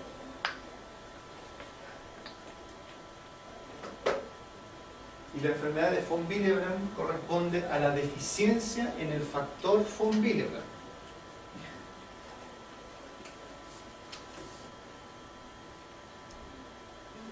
Y por lo tanto la pregunta final es, bueno, ¿qué es el factor von Willebrand? El factor von Willebrand se encuentra en las paredes de los vasos sanguíneos, y que cuando hay ruptura de la pared del endotelio, este factor se libera y estimula la agregación plaquetaria. Por lo tanto, un paciente que tiene deficiencia en este factor va a tener dificultades en la formación del tapón primario, porque la agregación plaquetaria no va a ser todo lo eficiente que debiera. ¿Puede repetirlo, por favor? Retirar el factor. Sí. Es una proteína que se encuentra en el endotelio vascular. Por lo tanto, mientras la pared del vaso sanguíneo esté íntegra, el factor prácticamente no está en circulación. Se provoca la ruptura, el factor se libera y genera un estímulo para inducir la agregación plaquetaria en la zona. Es decir, no solamente las plaquetas que van pasando se van uniendo a la pared, sino que empieza a provocar una migración masiva para llegar a formar un tapón que efectivamente solucione la hemorragia, al menos en un inicio. Y por lo tanto, si me falla ese factor, la formación de mi tapón primario, esta migración no va a ser tan eficiente como yo espero, y por lo tanto ese tapón primario podría ser un poco más débil y por lo tanto estar mucho más predispuesto a sufrir de hemorragia. Es un poco la idea. Importante, que se esté formando tal vez de forma deficiente este tapón no significa que en forma paralela la cascada de la coagulación sí lo está haciendo de manera óptima y por lo tanto finalmente se podría formar un tapón primario, tal vez no todo lo bueno que a mí me gustaría, pero la malla de fibrina le va a dar resistencia igual. Así que los problemas de hemorragia van a ser mínimos. Creo que lo comentamos en algún momento. Más grave sería tener un tapón primario perfecto, pero que mi cascada de la coagulación no funcione adecuadamente, que eso lo vamos a ver en el capítulo de coagulación. Y por lo tanto esta malla de fibrina no sea tan resistente, porque eso me va a generar la formación de un coágulo débil y que sí va a predisponer a hemorragias de grandes volúmenes de sangre. Y eso sí es mucho más grave y genera patología y más que patología provoca síntomas clínicos mucho más severos. Lo dijimos, cuando falla el tapón primario solamente que se ve en el paciente pequeña hemorragia cutánea, puntiforme, y no pasa de eso. Cuando falla el tapón secundario, falla la malla de fibrina, tenemos hemorragia, vómitos con sangre, fecas con sangre, orina con sangre, hematomas en toda la piel. Pero lo vamos a ver en coagulación para profundizarlo. Entonces, aquí el paciente nace con este problema en este factor. Pero como solo se afecta el tapón primario, finalmente no es una patología que arriesgue la vida del paciente, sino que habrá que tener mayor cuidado si es que va a ser sometido a alguna intervención quirúrgica o cuando sufre algún traumatismo, tener un poco más de precaución. De todas maneras, es muy poco frecuente, es más común que el paciente adquiera alguna alteración en la función plaquetaria. Y las causas más comunes que afectan la función plaquetaria son las uremias, y para que le demos un nombre más completo, los pacientes con insuficiencia renal crónica suelen tener falla en la coagulación porque se afecta la función de las plaquetas. La uremia genera entonces, la insuficiencia renal crónica genera falla en la función plaquetaria.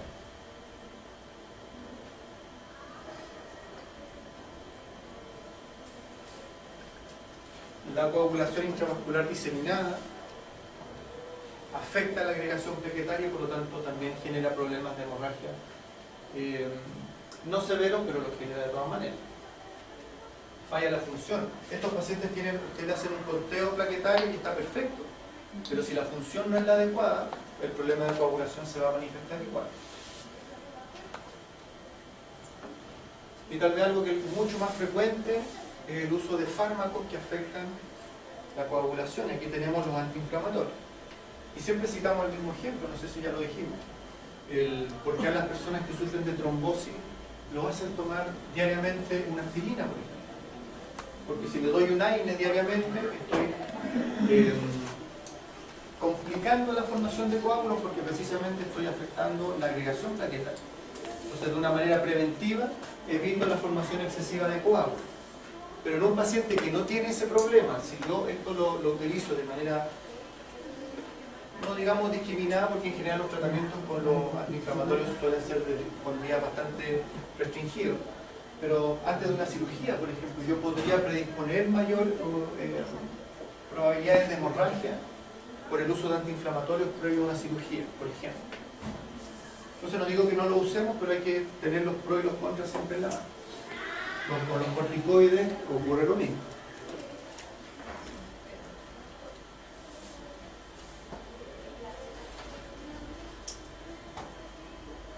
Entonces una cosa es que falle la función, pero puede ocurrir que la función plaquetaria sea normal, pero tenga problemas en la cantidad. Y ahí, como vimos en las primeras clases, cuando el número de plaquetas disminuye de los rangos normales, hablamos de una trombocitopenia. Y las principales causas de trombocitopenia es primero que se destruyan antes de tiempo, porque dijimos hace un rato que duraban como 10 días en circulación. En ocasiones pueden durar menos tiempo que eso. Y ahí tenemos principalmente todas las patologías que son inmunomediadas. Hay destrucción inmunomediada de las plaquetas. Y por lo tanto se destruyen antes y duran menos tiempo.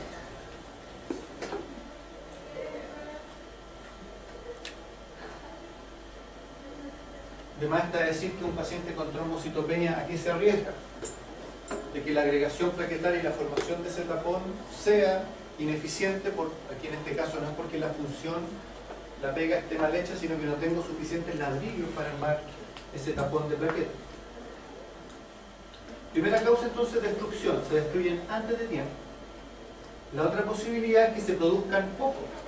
Y si se producen poco, ¿a quién le echamos la culpa siempre? A la médula ósea. Fallas medulares.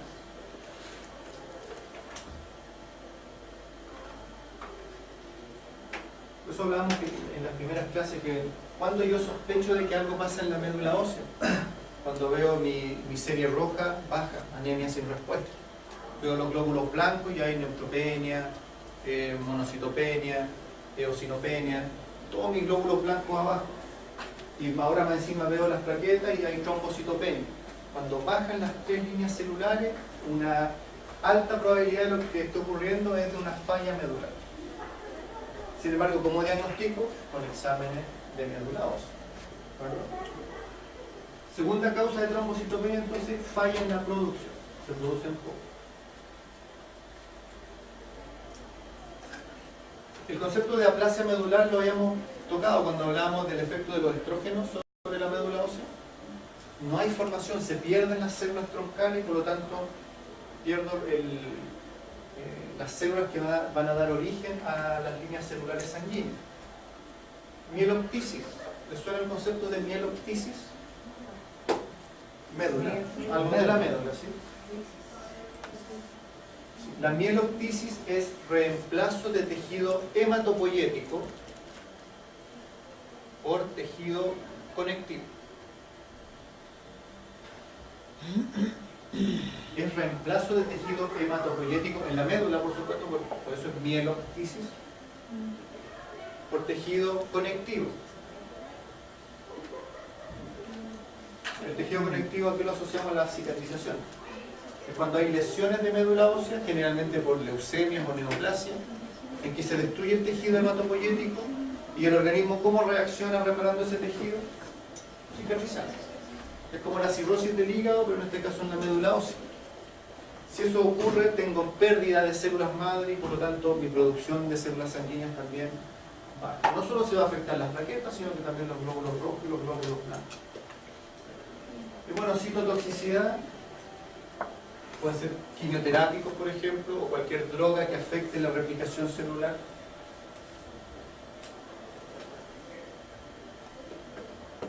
Segunda causa entonces de trombocitopenia, falla en la producción. Tercera causa, secuestro. ¿Dónde? En el vaso. En cuadros de hiperesplenismo, es decir, que haya un aumento en la funcionalidad del vaso, que suele ir de la mano con un aumento de tamaño del vaso también. Eso se llama aumento de tamaño del vaso. Esplenomegalia, ¿sí? Del momento que el vaso es una esponja, que es un reservorio de plaquetas, si esta esponja aumenta, secuestra, guarda más plaquetas de lo normal. Yo tomo un examen de sangre y ¿con qué me pasa con las plaquetas? Están bajas. El hiperesplenismo desaparece.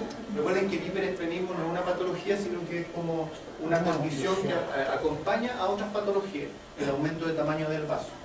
Recuerden que el vaso es parte del sistema retículo endotelial.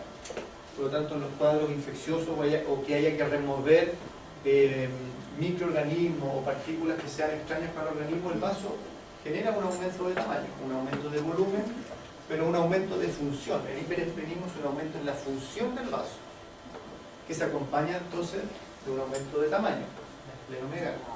¿Y puede volverse más pequeño o no desarrollarse el vaso?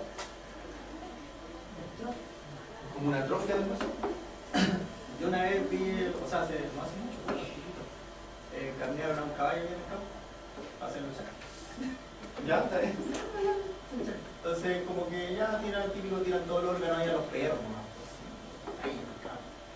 Entonces, sí, y era un caballo grande, ya de 3 años. ¿Y estaba turgente así con sangre adentro? ¿O a lo mejor por cosas contrario? Estaba como más oscuro. No, pero le tomó foto, ¿no? No, le tomé Se foto, la vaciado, se lo comieron. ¿ves? Un tubi. Pero no, de verdad, muy chico. Era así como que El vaso de un caballo al menos de este. Era de... Sí, me era como así. Pero no se habrá vaciado por algo por el izquierdo. No, porque los carnean al tiro. Así como es como... No es como que al caballo lo faen y echar que lo... Pero igual que uno sé las sensaciones. ¿Han tenido un vaso en la mano alguna vez? De Sí. un vaso. Sí. Sí, no.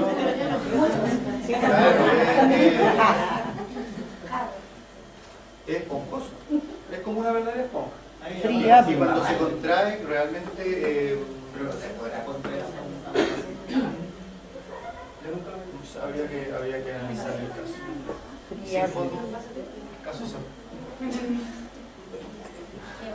Ahora hecho la faenaron al animal porque se cansaba muy rápido. Puede ser. Que anda caminada, Puede ser que en biología todo, pues. y lo llevan a la cordillera. Y más encima de los charqueanos. Cuando hay secuestro, porque hay menos de los ojos. No es de un secuestro de plaquetas en el vaso. No lo mezclamos con el secuestro de tiempo.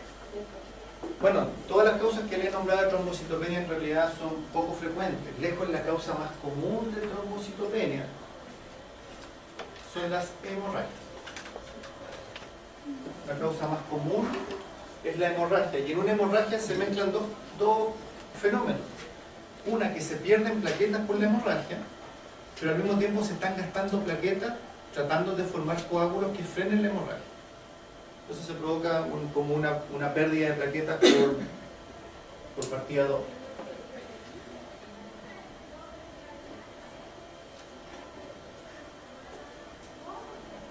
En realidad, frente a una hemorragia, ¿qué esperaría uno que pasara con las plaquetas cuando hay una hemorragia? La lógica, ¿qué nos diría?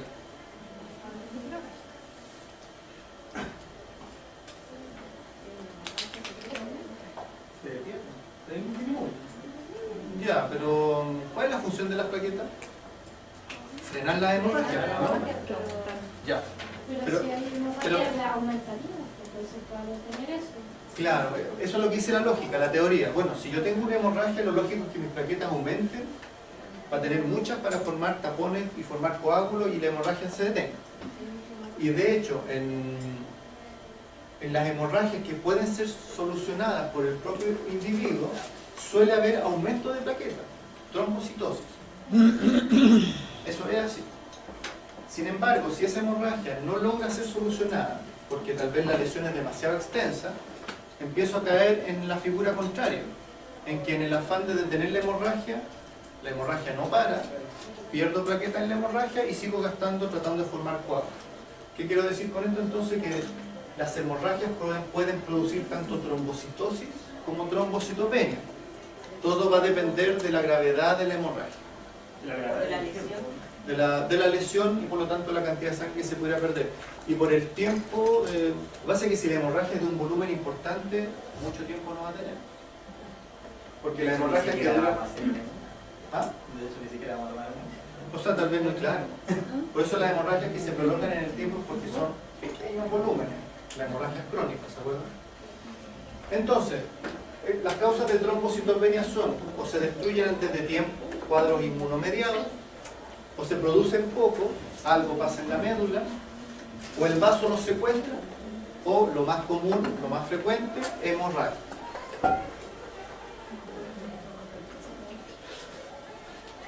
Y por último, y con esto ya terminamos,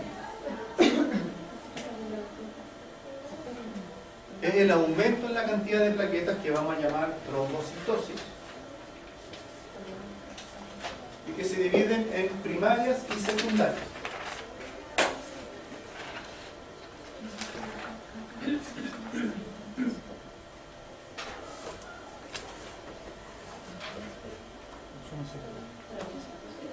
Las trombocitosis. Y la trombocitosis primaria también se le denomina trombocitemia.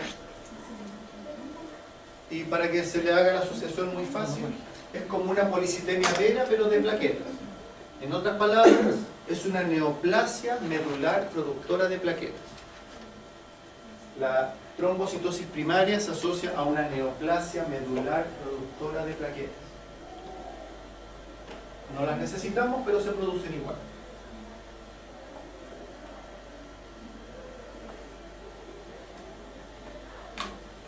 Neoplasia medular productora de plaquetas. Sin embargo, lo más frecuente son las secundarias. ¿Ya? Y las secundarias se asocian a dos causas que ya son bastante conocidas para nosotros. Uno, las hemorragias, lo que acabamos de explicar. Y dos, la contracción del vaso.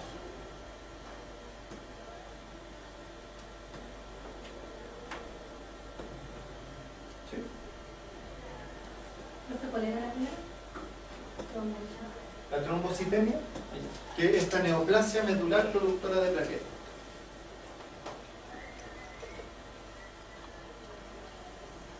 Pero que es poco frecuente o bien subdiagnosticada, nunca estamos seguros de eso.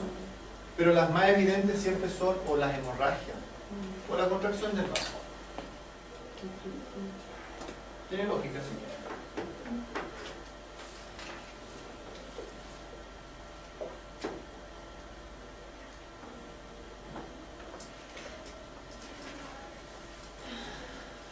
como estuvo media densa la clase que tenía, damos un recrédito volado. ¿Volvemos al laboratorio?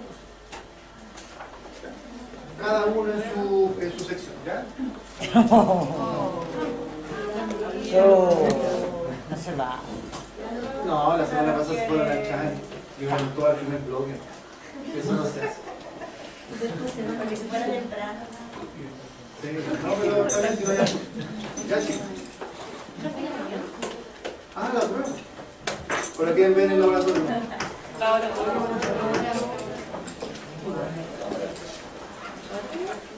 ¿Verdad? Se me olvidó.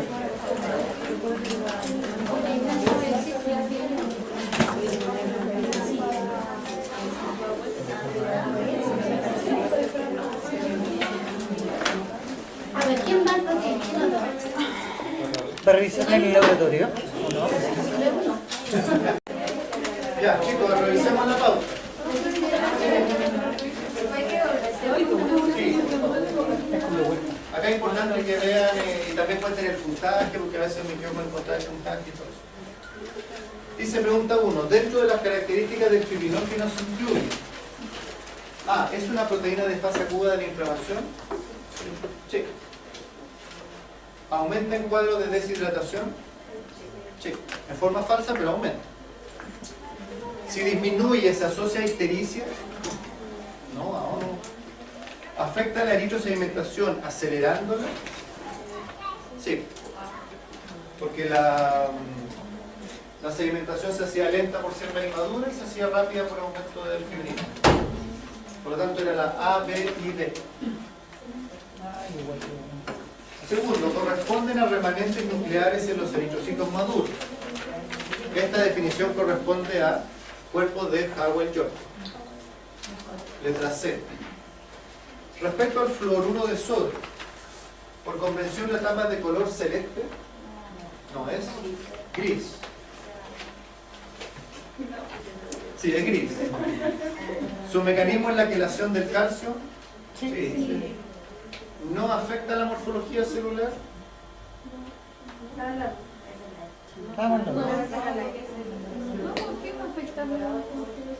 Sí, no la afecta, o sea, la afecta. Por eso no sirve para hemograma. La afecta. La afecta. La principal característica de un anticoagulante para que sirva para hemogramas es que no afecte la morfología celular. Y en este caso la afecta. ¿Afecta la glucólisis del eritrocito? Sí, esa es su principal función, ¿cierto? Por lo tanto, es la B y la D. De todas maneras, el que tenía duda con la C, no existía B, C y D. 4. Dice, indique las relaciones correctas. Hipoproteinemia con hemorragia. ¿Cierto? Cuando yo sospecho de una hemorragia, lo primero que miro es si están bajas las proteínas. Sí, correcto. Ictericia con deshidratación. No, por ningún lado. Hiperfibrinogenemia con hemólisis. No. Hiperproteinemia con deshidratación. Ahí está, ¿cierto? A y D.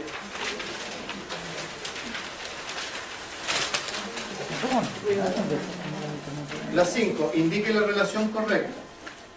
Si hay hipoxia, ¿baja la eritropoyetina? No, aumenta.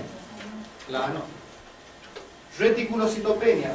Si bajan los reticulocitos, ¿hay respuesta medular? No. Al contrario, la reticulocitosis la que se asocia a la respuesta medular.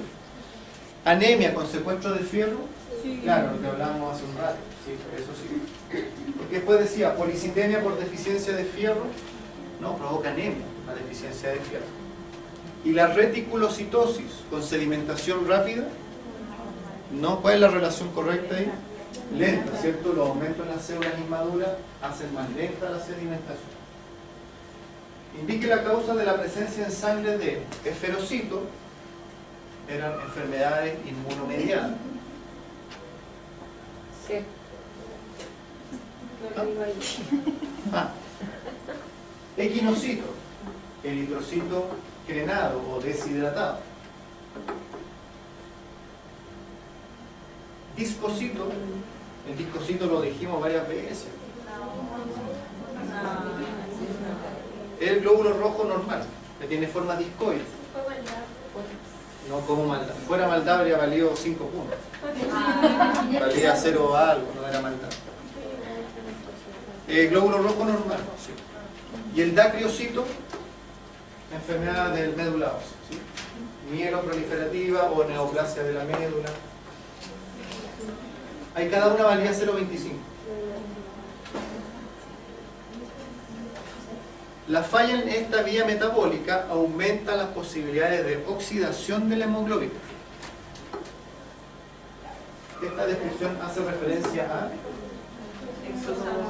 hexosamonofosfato, que era la protección contra las sustancias oxidantes que habían en circulación. Letra A. Dentro de las funciones del vaso se describe, ¿es un reservorio de glóbulos blancos? No, nunca. Rojo y plaqueta, eso sí. Blanco no. Diferenciación de linfocitos T, no, pues B. B de vaso. T de timo. C. Eliminación de células anormales y seniles. Sí, exacto. Y D. Reservorio de hemoglobina. No, reservorio de eritrocitos. Por lo tanto, solo letra C. Dentro de las consecuencias de una anemia, perdón, de una deficiencia de fierro en un paciente se describe. ¿Presentará anemia? Claro, todo el rato. ¿Presentará macrocitosis? No, porque dijimos que lo típico eran glóbulos rojos pequeños. Microcitosis. La B, no.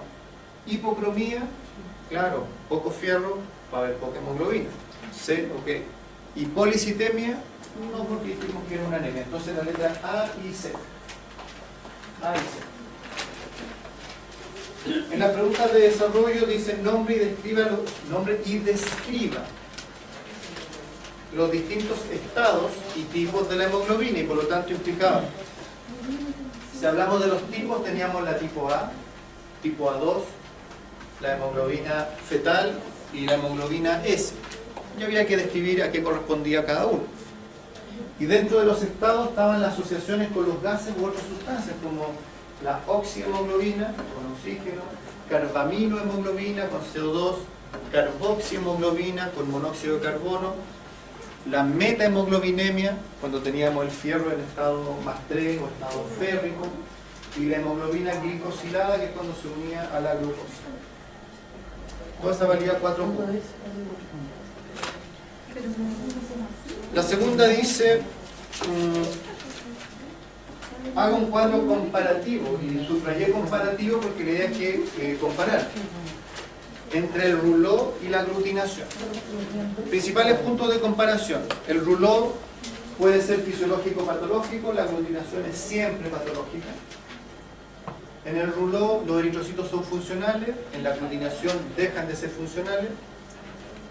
El rouleau ocurre por diferencia en la carga de la superficie del eritrocito, en cambio la aglutinación es por reacciones antígeno-anticuerpo.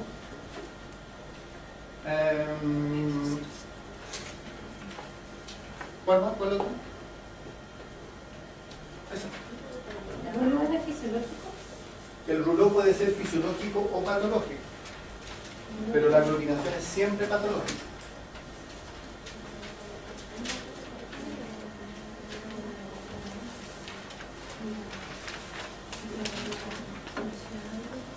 La tercera dice, indique la diferencia entre órganos hematopoyético primario y secundario. Y la diferencia era como bien simple.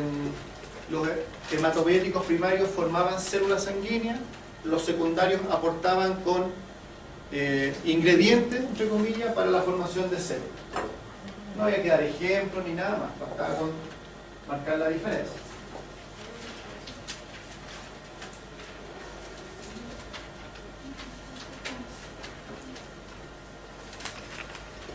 Y por último, D, dice, indique los efectos de la testosterona y los estrógenos en los niveles de eritrocitos. Primera parte. Los estrógenos disminuyen los eritrocitos, la testosterona los aumenta. Hasta ahí vamos bien. Explicando los mecanismos asociados. ¿Por qué la testosterona aumenta los glóbulos rojos? Una hormona no. Porque es una hormona anabólica. ¿Y por qué los estrógenos disminuyen los eritrocitos? porque interfieren en la acción de la eritropoyetina sobre las células medulares.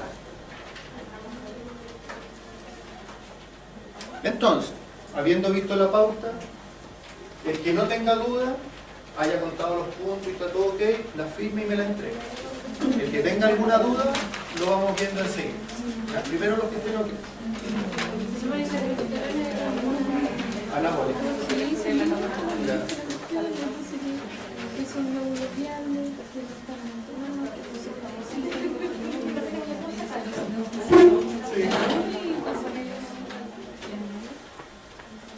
Sí, o si quieren que le mande la prueba por mail, no desarrollado por supuesto, pero no hay problema.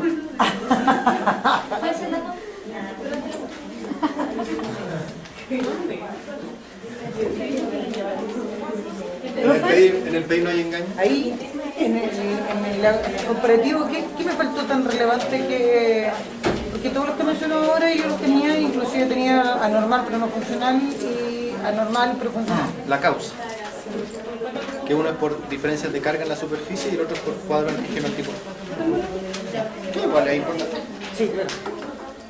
Y acá en los órganos primarios y secundarios, porque era la serie roja como tal. Ah, es que varios me pusieron, chicos, a propósito, a varios me pusieron que los órganos hematopoyéticos solo formaban glóbulos rojos.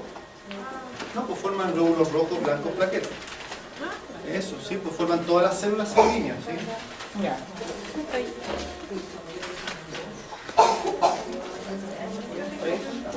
¿Usted tiene dudas? Sí. Pero primero lo que estén ok.